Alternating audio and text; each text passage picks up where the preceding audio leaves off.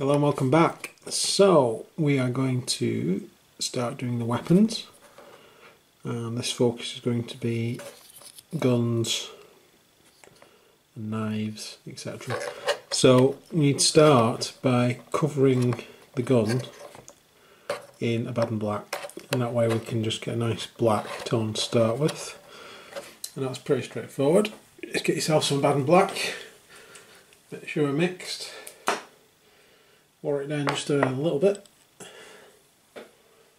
so it flows better across the model.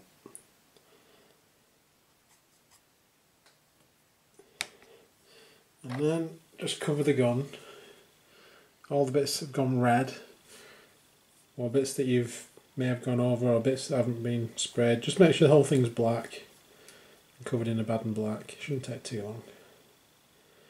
Remember the part under the gun where the handle is, remember the trigger, and remember the sort of stock on the gun, and that's that. So all we have to do now is wait for that to dry and we can move on with painting the black.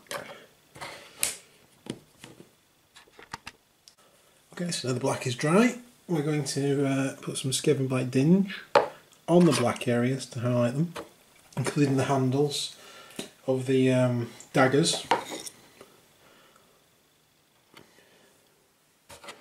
So I'm just going to get that and the detail brush, and we're just going to go over the weapon on these areas here. So I shall show you that once it's done. Okay, so now the Skaven Blight Dinge has highlighted it slightly. We're going to do another highlight, give it a slightly grayer look to it. For that we're going to use the layer paint Dawnstone, which we're just going to use this as an edge highlight. So you want your best, well, smallest brush. I'm going to use the army painter brush for this, and we're going to go around the edges of the gun.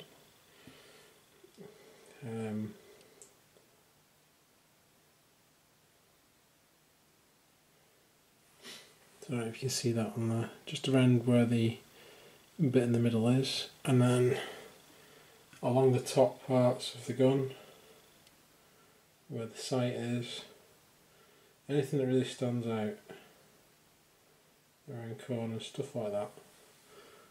You can perhaps see it on there a bit better now. And then there's little grills underneath.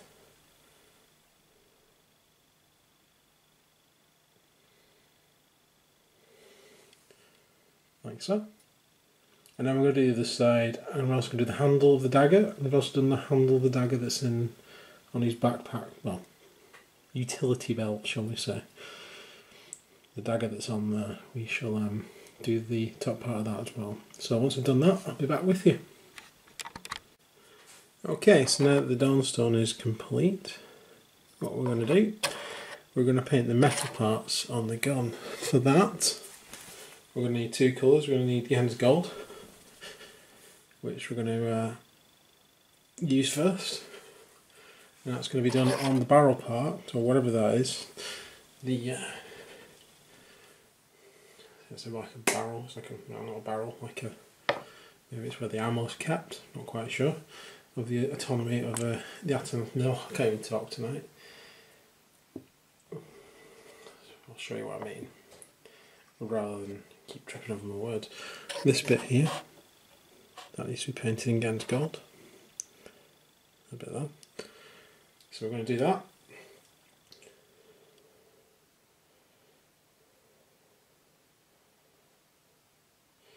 We're also going to paint the end of the gun, the barrel, which is the barrel. And on the back of the model, where the dagger is, we're going to paint like the scabbard of the dagger in gold as well, to give it a bit of a standout.